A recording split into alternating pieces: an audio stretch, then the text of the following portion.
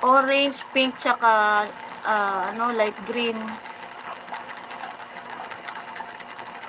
Neon colors, neon fish.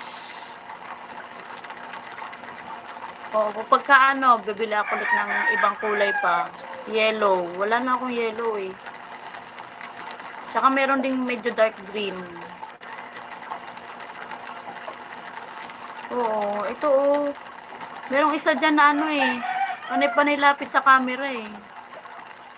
Inaalam ko ano ba ito. Opo, may pink.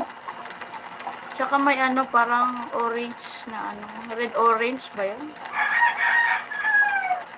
Yan ang, kasi dati goldfish, lagi rin